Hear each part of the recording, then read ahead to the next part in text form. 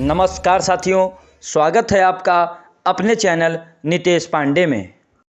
नमस्कार साथियों, मैं रोमेश शर्मा आपके अपने YouTube चैनल नितेश पांडे में आप सभी भावी अध्यापक एवं अध्यापकों का एक बार फिर से स्वागत करता हूं। अभी तक आपने 10 क्लास अच्छी तरीके से डिस्कस कर लिया है। उम्मीद करता हूं सारी क्लासेस आपको अच्छी तरीके से समझ में आ रही हैं। आज 11वीं क्लास बाल विकास में अधिगम के सिद्धांत में स्किनर जी का सिद्धांत। इससे पहले आपने थार्नडाइक और पावलोव जी के बारे में अच्छी तरीके से पढ़ लिया है। आज स्किनर जी के सिद्धांत के बारे में अच्छी तरीके से डिस्कस कराया जाएगा। अगर आप वीडियो पर नए हैं तो वीडियो को लाइक करिए, सब्सक्राइब करिए और आपके जितने भी दोस्त मित्र सखा यार सभी को जरूर शेयर करिए। इसके पीडीएफ आपको डिस्क्रिप्शन बॉक्स में लिंक दी जाती है।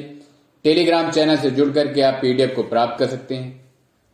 और कोई भी प्रॉब्लम अगर आपको कहीं भी नजर आ रही है, नहीं समझ में आ रहा है, तो आप हमारे टेलीग्राम चैनल पर मैसेज कर सकते हैं। चलिए स्टार्ट करते हैं स्किनर का क्रिया प्रसूत अनुबंधन का सिद्धांत। इससे पहले आपने थार्नडाइक और पावलोव जी के बारे में अच्छी तरीके से पढ़ लिया है। अगर आपने नहीं अभी तक वीडियो देखी है तो जाकर के उन वीडियो को जरूर देखिए, क्योंकि जितने भी वैज्ञानिक बहुत ही इंपॉर्टेंट हैं, हर एक एग्जाम में पूछे जाते हैं, चाहे वो टेट हो या सीटेट हो या सुपर टेट हो, हर एक एग्जाम में इन सभी वैज्ञानिकों से एक न एक क्वेश्चन जरूर देखने को मिलता है। तो इसके प्रतिपादक कौन थे? बीएफ स्किनर जी, जो एक अमेरिकी वैज्ञानिक थे। इन्होंने किस पर प्रयोग किया? चूहे पर 1938 ईस्वी में, ये आपको चूहा दिख रहा है। कबूतर पर 1948 ईस्वी में, ये कबूतर जी हैं। बीएफ स्किनर जी इसके प्रतिपादक थे और इन्होंने चूहे और कबूतर पर प्रयोग किया। ये आपको बीएफ स्किनर जी दिख रहे हैं। इनकी एक पुस्तक थी, इनकी कई सारी पुस्तकें थी, कोई एक पुस्तक नहीं थी जो इंपॉर्टेंट है, जो आपके एग्जाम में पूछी जाती है, द बिहेवियर ऑफ ऑर्गेनिज्म। तो इनकी पुस्तक का नाम याद रखेंगे, द बिहेवियर ऑफ ऑर्गेनिज्म और science is human behaviour. Behaviour आपको दिख रहा है। तो the behaviour of organism and science is human behaviour, दो पुस्तकें हैं जो बहुत ही इंपॉर्टेंट हैं। इनको आप याद रखेंगे, एग्जाम की दृष्टि से बहुविकल्पी क्वेश्चन में देखने को मिल जाते हैं। एक क्वेश्चन और भी आपको एग्जाम में मिलेगा। कहां पर मिलेगा? बहुविकल्पी क्वेश्चन में, कि यह सिद्धांत किसके नियम पर आधारित है, किस वैज्ञानिक के नियम पर आधारित है? तो यह थार्नडाइक के प्रभाव के नियम पर आधारित है। किस वैज्ञानिक के? थार्नडाइक के प्रभाव के नियम पर आधारित है, याद रखेंगे। स्किनर ने व्यवहार को दो भागों में विभाजित किया था। कौन कौन से थे? एक अनुक्रियात्मक व्यवहार, दूसरा क्रिया प्रसूत व्यवहार। पहला क्या था? अनुक्रियात्मक, दूसरा क्रिया प्रसूत। अब बात आती है कि सिद्धांत जो दिए जाते हैं, इनके कई नामों से इनको जाना जाता है। यहां पर कंफ्यूजन बहुत ज्यादा हो जाता है, तो इसलिए इन नामों को जरूर आप, हर एक वैज्ञानिक, जितने भी वैज्ञानिक हमने अभी तक डिस्कस किए हैं, जितने भी उन्होंने सिद्धांत दिए, उसके कई नाम देखने को मिले हैं। तो उन सभी नामों को अच्छी तरीके से आप पढ़ लीजिएगा और नोट जरूर कर लीजिएगा। तो कार्यात्मक प्रतिबद्धता का सिद्धांत, सक्रिय अनुबंधन का सिद्धांत, अतिक्रमित अनुदेशन का सिद्धांत, नैमित्तिक अनुबंधन का सिद्धांत, आरएस अनुबंधन का सिद्धांत, आर टाइप अनुबंधन सिद्धांत, ये इसके कई सारे है, एक ही, लेकिन इसके नाम अनेक हैं। कई सारे नाम से जाना जाता है, कई सारे नाम। सबसे ज्यादा स्किनर में संभावित पुनर्बलन का सिद्धांत, क्रिया प्रसूत अनुबंधन का सिद्धांत, ये तो अभी आप सबसे पहले मैंने बताया। उत्सर्जित अनुबंधन का सिद्धांत, साधनात्मक अनुबंधन का सिद्धांत, ऑपरेंट थ्योरी और व्यवहारिक सिद्धांत। अनुबंधन, पुनर्बलन, ये सारी चीजें स्किनर में आपको देखने को मिलेंगी। अनुबंधन देखिए, हर एक लाइन में अनुबंधन, अनुबंधन, अनुबंधन, अनुबंधन, अनुबंधन, हर जगह अनुबंधन देखें। अनुबंधन अगर आपको देखने को मिल जाता है तो आप समझ जाइए ये स्किनर जी का सिद्धांत है।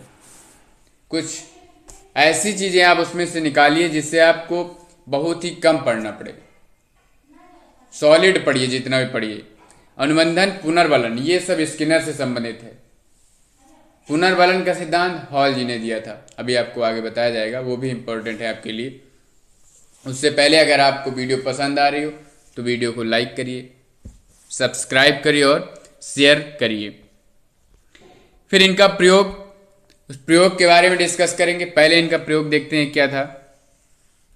स्किनर ने अधिगम से संबंधित अपने क्रिया प्रसूत अनुबंधन सिद्धांत के प्रयोग के लिए एक विशेष बॉक्स बनाया था, एक विशेष प्रकार का बॉक्स बनाया, जिसे अपने नाम से क्या दिया, स्किनर बॉक्स। क्या दिया, स्किनर बॉक्स।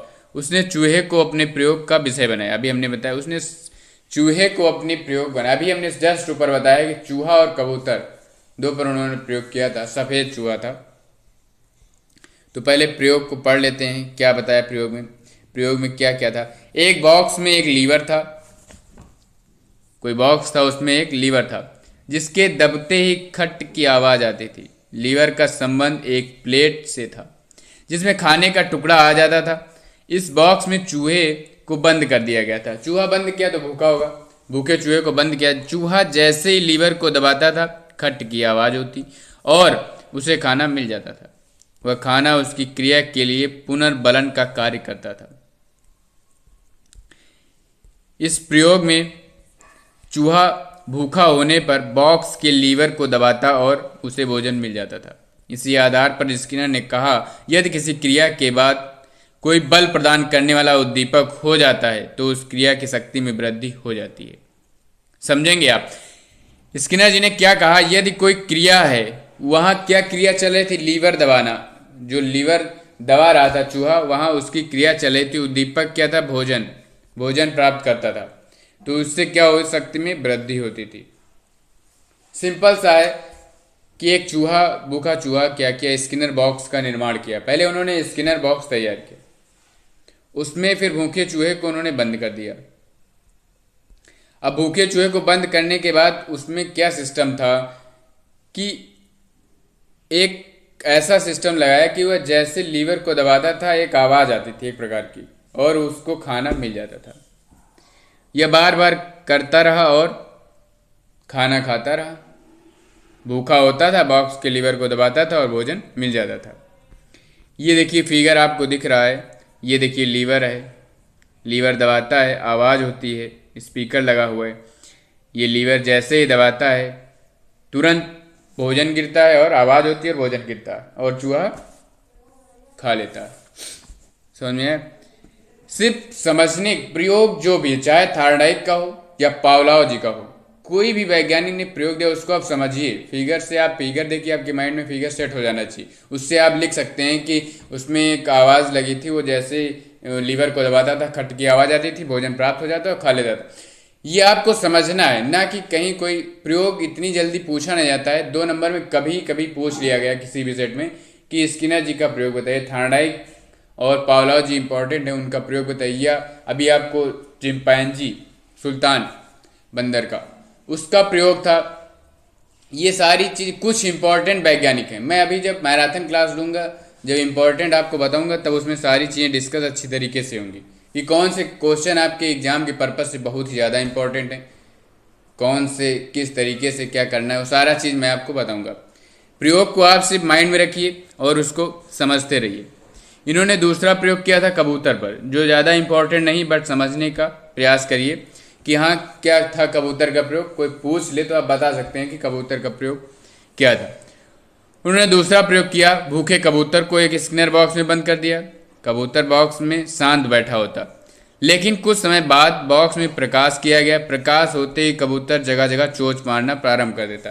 जितनी देर उसमें अंधेरा था वह शांत बैठा था, जैसे ही प्रकाश उसमें किया और उसने चोंच मारना स्टार्ट कर दिया। इस प्रयोग में स्किनर का लक्ष्य क्या रखा उन्होंने कि कबूतर दाहिनी ओर घूमकर एक पूरा चक्कर लगाकर एक निश्चित स्थान पर चोंच मारना सीख जाए। उन्होंने यही लक्ष्य रखा था। जब कबूतर स्वयं दाहिनी ओर घूमकर चोंच मारी तो उसने अनाज का दाना प्राप्त हुआ। इस दाने के द्वारा कबूतर को पुनर्बलन प्राप्त हुआ। बार बार प्रयत्न करने पर वह सही स्थान पर चोंच मारना सीख गया। बार बार कोई चीज़ अगर आप कर रहे हैं, बार बार जैसे कोई भी चीज़ रिवीजन करें, एक वीडियो आप 10 बार देखिए, वो आपके माइंड में बिल्कुल सेट हो जाएगा। तो इन्होंने बताया बार बार वह चोंच मारता गया और भोजन प्राप्त होता गया। सीख गया, तुरंत चोंच मारता था, भोजन प्राप्त होता।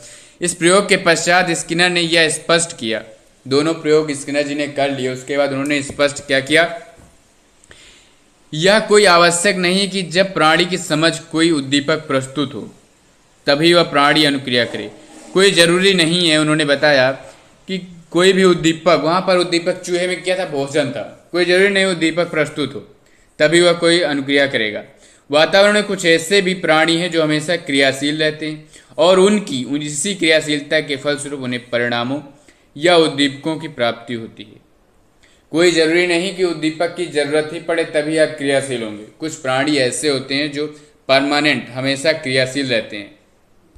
इसी कारण इन्होंने क्या बताया, सिद्धांत को क्रियाशीलता का सिद्धांत, सक्रिय क्रियाशीलता का सिद्धांत, सक्रिय अनुबंधन का सिद्धांत भी कहते हैं।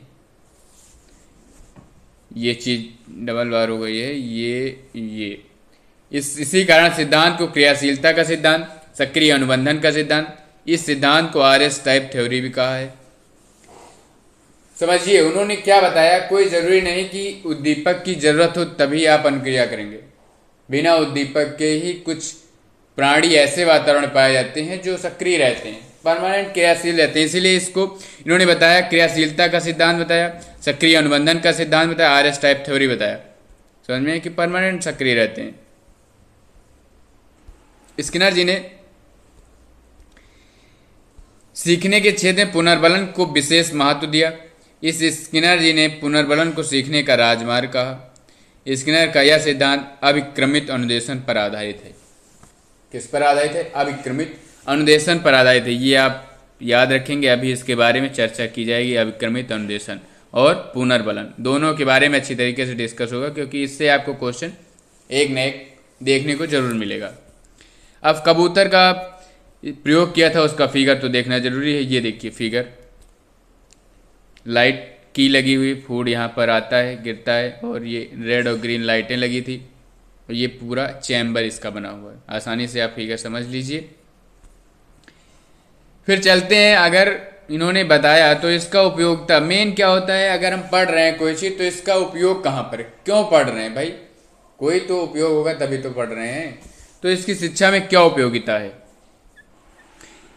यह सिद्धांत सीखने के लिए उद्दीपक के स्थान पर प्रेरणक को आवश्यक मानता है, इसीलिए पढ़ने लिखने वाले बालकों को प्रेरित करने के लिए इसका उपयोग किया जाता है। मोटिवेशन को आवश्यक मानता है। मोटिवेशन स्टिमुलस जो है उद्दीपक के स्थान पर मोटिवेशन को आवश्यक मानता है, इसीलिए पढ़ने वाले बालकों को प्रेरित करने के लिए इसका प्रयोग किया जाता है। शिक्षा में उपयोगिता आप जरूर समझिएगा हर एक प्रयोग की, कि इन्होंने थार्नेक जी ने अगर दिया है, पावलोव जी ने दिया, तो इसका उपयोग क्या है हमारी लाइफ में। यह सिद्धांत सीखने में पुनर्बलन को बहुत महत्व देता है, इसीलिए शिक्षण कार्य में शिक्षक द्वारा शिक्षार्थियों को पुनर्बलन देने में इसका उपयोग किया जाता है। बार बार शिक्षक क्या कहता है कि शाबाश, बहुत अच्छा आप कर रहे हैं, करते रहिए लगातार। पुनर्बलन शिक्षक बार बार देता रहता है। शिक्षार्थियों की सफलता के लिए उन्हें क्रियाशील रखने हेतु सिद्धांत का उपयोग किया जाता है। सफलता के लिए उन्हें क्रियाशील रखा जाता है, उसके लिए सिद्धांत का प्रयोग किया जाता है। सक्रिय अनुबंधन का प्रयोग समस्यात्मक बालकों के व्यवहार में वांछित परिवर्तन करने के लिए किया जाता है। जो प्रॉब्लम वाले बालक होते हैं, जिनको कोई ना कोई समस्या हमेशा उत्पन्न रहती है, उनके लिए परिवर्तन के लिए, वांछित परिवर्तन के लिए इसकी एनर्जी का प्रयोग किया जाता है। कोई चीज़ है, किसी बालक को आप पुनर्बलित कर रहे हैं, मान लीजिए बार बार करें, नहीं आप बहुत अच्छा कर सकते हैं, आप रेस जीत सकते हैं, तो बालक उत्तेजित होगा और क्रियाशील रहेगा, वह जीत कर दिखाएगा। ये चीज़ होता है पुनर्बलन, समझे। अब बात करते हैं पुनर्बलन की। पुनर्बलन की बात करेंगे क्योंकि ये इंपॉर्टेंट है, टिप्पणी 1 नंबर में पूछी जा सकती है। तो सबसे पहले पुनर्बलन दिया किसने था, प्रतिपादक कौन था? क्लार्क एल हल ने, क्लार्क एल हल जी ने दिया था। ये देखिए आपको फिगर दिख रहा होगा क्लार्क एल हल जी का। इनकी पुस्तक क्या थी? व्यवहार के सिद्धांत। ये 2 चीजें आप याद रखेंगे। अब इन्होंने क्या बताया, हल का प्रबलन सिद्धांत के कई सारे नाम तो बहुत सारे हैं। चलिए नाम देख लेते हैं कौन कौन से नाम हैं। गणितीय सिद्धांत, परिकल्पित निगमन सिद्धांत, आवश्यक अवकलन सिद्धांत, जैविकी अनुबंधन का सिद्धांत, सबलीकरण का सिद्धांत, चालक न्यूनता का सिद्धांत, यथार्थ अधिगम का सिद्धांत, परस्कृत सिद्धांत और प्रबलन का सिद्धांत। वैसे ही प्रबलन की टिप्पणी पूछी जाती है, ना कि किसके क्या नाम है क्या नहीं, लेकिन आपको थोड़ा सा याद रखना है कि हाँ इसके अन्य नाम कौन कौन से हो सकते हैं, ये चीज़ याद रखना है। बट प्रबलन क्या होता है उसके बारे में आप अच्छी तरीके से याद रखेंगे। हल ने अपनी पुस्तक, अभी हमने बताया व्यवहार के सिद्धांत, प्रिंसिपल ऑफ बिहेवियर में लिखा है कि सीखना आवश्यकता की पूर्ति की प्रक्रिया द्वारा होता है। सीखना आवश्यकता की पूर्ति की प्रक्रिया द्वारा होता है। यह सिद्धांत पावलोव थार्नडाइक के नियमों पर आधारित है। पावलोव थार्नडाइक जी के नियमों पर आधारित है। ये चीज़ आप याद रखेंगे कि यह सिद्धांत किस किस वैज्ञानिक के नियम पर आधारित है। किसके किसके नियम पर आधारित है? थार्नडाइक जी के और पावलोव जी के। ये दोनों चीज़ याद रखेंगे जो गोले में है। समझ में है? अब देखेंगे क्या होती है पुनर्बलन, क्या किसे कहते हैं भाई, क्या है पुनर्बलन। ऐसी कोई क्रिया जो अनुक्रिया की संख्या में वृद्धि करती है पुनर्बलन कहलाती है। अभी हमने जस्ट बताया कोई भी बालक है क्लास में, अगर आप उसे पुनर्बलित करते हैं, रेनफोर्समेंट करते हैं, तो बच्चा और तेजी से अनुक्रिया करेगा, उसमें वृद्धि हो जाती। नहीं बेटा तुम कर सकते हो, तुम बहुत ही अच्छा लिखते हो, बहुत अच्छी राइटिंग लिख सकते हो, या बहुत टॉपर हो, बहुत ही अच्छा, तुम इस बार टॉप करोगे। कोई जैसे बालक दौड़ रहा है, दौड़ने के लिए तैयार है, नहीं तुम कर सकते हो, कर सकते हो, कर सकते हो, जोश भर दिया जाता है बच्चों में, तो अनुक्रिया की संख्या वृद्धि हो रही है उसकी, पुनर्बलन। समझ में? ऐसी कोई क्रिया जो अनुक्रिया की संख्या में वृद्धि करती है रेनफोर्समेंट कहलाती है, पुनर्बलन कहलाती है। अब बात करते हैं, यह नकारात्मक और सकारात्मक भी हो सकती है। जैसे आप गलत काम के लिए किसी बालक को मना कर रहे हो तो नकारात्मक हो गई, सही के लिए उसे दिशा निर्देश दे रहे हो तो सकारात्मक हो गई। तो थोड़ा थोड़ा सकारात्मक और नकारात्मक के बारे में देख लेंगे। सकारात्मक पुनर्बलन क्या होता है? स्किनर जी ने एक प्रयोग किया था चूहे पर, अभी जस्ट ऊपर बताया कि बार बार लीवर की दबाने की अनुक्रिया करता था और भोजन प्राप्त करता था। इसे क्या कहते हैं? सकारात्मक पुनर्बलन। और उदाहरण देखेंगे। इस प्रकार एक सकारात्मक पुनर्बलन या पुरस्कार, उदाहरण जैसे भोजन, यौन सुख आदि, वह प्रवृत्ति है जिससे उस विशिष्ट व्यवहार के प्रभाव को सीखने को बल मिलता है। सकारात्मक पुनर्बलन वह कोई भी उद्दीपन जिसके माध्यम से विशिष्ट अनुक्रिया को आगे जाने का बल मिलता है। जैसे भोजन है, लीवर के दबाने पर बल मिलता है। बस आप सिंपल सा समझिए कि कोई भी चीज़ है जो सकारात्मक हो रही है, नकारात्मक उसमें निगेटिविटी नहीं दिख रही, वही सकारात्मक पुनर्बलन होता है। सकारात्मक की ओर अग्रसर किया जाता है, बस इतना आप समझिए। और नकारात्मक क्या होता है? नकारात्मक वह पुनर्बलन है जो व्यक्ति को कार्य करने के लिए रोकता है। कोई भी हो, सब इससे बचना चाहते हैं। दंड देना, आलोचना करना, भाई दंड किसको पसंद है? कोई किसी की आलोचना करे, बुराई करा तो किसको पसंद है बताइए? सेम इसी का आप अपोजिट रख लीजिए सकारात्मक में, सिंपल सा लिख सकते हैं। पुनर्बलन के दो और प्रकार होते हैं। कौन कौन से होते हैं? एक सतत होता है और एक असतत पुनर्बलन होता है। सतत पुनर्बलन और असतत या आंशिक पुनर्बलन, एग्जाम्पल से समझेंगे। सब सेम एक ही प्रोसेस है, सिर्फ आपको दिमाग लगाना है बस। उदाहरण में क्या दिया गया है? एक बालक को 5 प्रश्न हल करने के लिए दिए और 5 प्रश्न पर ही उसे लगातार पुनर्बलन। अभी हमने बताया कोई बच्चे को आप पुनर्बलन दे रहे हैं, शाबाश बहुत अच्छा कर सकते हो आप, शाबाश तू तो होशियार बच्चा है, इस क्लास का टॉपर है, ऐसा पुनर्बलन देना सतत पुनर्बलन। अब आप समझ जाएंगे एग्जाम्पल से कि सतत पुनर्बलन क्या होता है। कोई भी आप बच्चे को क्लास में कोई क्वेश्चन दिए तो आप उससे बार बार कहें, नहीं शाबाश तू तो बहुत ही इंटेलिजेंट बच्चा है, तू क्लास का टॉपर है, तू सारे क्वेश्चन हल कर सकता है, तुम्हारे लिए कुछ नहीं, मात्र चीटी भर का है। तो ये सतत पुनर्बलन हुआ। इसी का जस्ट अपोजिट क्या हुआ? कर्मचारी जो होता है, जो कर्मचारी होता है उसको सैलरी दी जाती है। महीने के अंत में सैलरी देना अर्थात फिक्स टाइम पर पुनर्बलन प्राप्त होता है, असतत पुनर्बलन के अंतर्गत आता है। पूरे महीने बेचारा काम किया, कोई उससे कहने वाला नहीं तुम ये करो, वो करो, ये करो, बहुत ही अच्छा कर रहे हो काम, कुछ नहीं, ये सब कुछ कहने के। पूरे महीने बेचारा रगड़ घिस करके काम कर रहा और अंत में उसे सैलरी दी जाती, फिक्स है कि अंत में दी जाएगी, वो असतत पुनर्बलन, आंशिक पुनर्बलन। समझ में आया क्या होता है सतत पुनर्बलन और क्या होता है आंशिक पुनर्बलन? अब आगे बढ़ते हैं अभिक्रमित अनुदेशन। अभी हमने बताया था कि अभिक्रमित अनुदेशन भी आपको पढ़ना है, क्योंकि ये भी 1 नंबर में पूछ लिया जाता है, तो थोड़ा सा इसके बारे में जानकारी रखेंगे। क्या होता है अभिक्रमित अनुदेशन? अभिक्रमित अनुदेशन का अर्थ किसी योजना के अनुसार शिक्षण एवं अधिगम की क्रिया को साकार रूप प्रदान करना। क्या लिखा है कि इसका क्या अर्थ होता है? कोई भी योजना है उसके अकॉर्डिंग शिक्षण एवं अधिगम की क्रिया को साकार रूप प्रदान करना। इसका लक्ष्य क्या होता है? अधिगम को स्वउद्देश्य एवं स्थायी बनाना। समझ में आया? कि कोई भी क्रिया है उसको साकार रूप प्रदान करना। कुछ परिभाषाएं हैं, देख लेंगे। अगर आप यही लिख देते हैं अगर एग्जाम में, तब भी आपको 1 नंबर 2 नंबर का है, 1 नंबर का है, पूरे नंबर आपको मिल जाएंगे। कोई जरूरत नहीं कि किसके अकॉर्डिंग है किसके अकॉर्डिंग नहीं, लेकिन अकॉर्डिंग देख लेते हैं परिभाषाओं में। एस्पिच एवं विलियम्स के अकॉर्डिंग इन्होंने क्या बताया? अभिक्रमित अनुदेशन से अभिप्राय अनुभवों की उस नियोजित श्रृंखला से है जो उद्दीपक अनुक्रिया संबंध के संदर्भ में प्रभावशाली माने जाने वाली दक्षता की ओर अग्रसर करती है। हम ये नहीं कहते कि आप एस्पिच एवं विलियम्स जी के अनुसार ही लिखिए, कोई जरूरत नहीं। आप ऊपर जो मैंने बताया है क्या होता है उसका अर्थ, वही आप लिख दीजिए, आपको नंबर मिल जाएंगे। इतना ज़्यादा पूछा नहीं जाता है, 1 नंबर में टिप्पणी से पूछी जाती है। सुसन मार्कले जी ने क्या बताया? अभिक्रमित अनुदेशन पुनः प्रस्तुत की जाने वाली क्रिया की संरचित विधि है जिसकी सहायता से व्यक्तिगत रूप से छात्र के व्यवहार में मापन योग्य विश्वसनीय परिवर्तन लाया जा सकता है। छात्र के व्यवहार में परिवर्तन लाया जा सकता है। ऐसी विधि है जिसकी सहायता से क्या होता है? व्यक्तिगत रूप से छात्र के व्यवहार में मापन योग्य विश्वसनीय परिवर्तन लाया जा सकता है। समझ में आए? तो आप अभिक्रमित अनुदेशन क्या होता है वो समझिए बस। क्या होता है कि कोई भी योजना है उसके अकॉर्डिंग शिक्षण एवं अधिगम की क्रिया को साकार रूप प्रदान करना, बस इतना आप समझिए।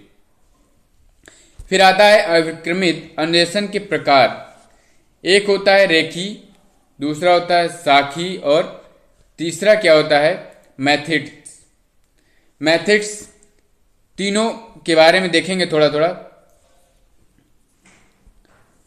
रेखी अभिक्रमित अनुदेशन ये BF स्किनर जी ने 1952 में बताया था। इसको पूर्व ज्ञान को नवीन ज्ञान से जोड़ना। पहले बालक को पूर्व ज्ञान दिया जाता है, जैसे अभी हमने उससे पहले आपको पढ़ाया था कि पूर्व ज्ञान क्या होता है। जैसे आप क्लास में पढ़ा रहे हैं बच्चे को, मान लीजिए कोई बच्चे को पढ़ा रहे हैं, क्लास में बच्चे कई सारे होते हैं, तो पहले उनको पिछले ज्ञान से जोड़ेंगे। भाई डायरेक्ट हम प्लस या माइनस करना नहीं सीखेंगे, पहले उनको गिनती का परिचय है, नॉलेज है या नहीं है, उसके बाद आएंगे ना उस पर। तो पहले पूर्व ज्ञान से जोड़ करके नवीन ज्ञान की ओर बढ़ना। ये देखिए अभिक्रमित अनुदेशन में बताया स्किनर जी ने। फिर दूसरा क्या है? साखी अभिक्रमित अनुदेशन। साखी अभिक्रमित अनुदेशन को नॉर्मन एंड क्राउडर जी ने 1960 में बताया। समस्या का पता लगाकर उपचार करना।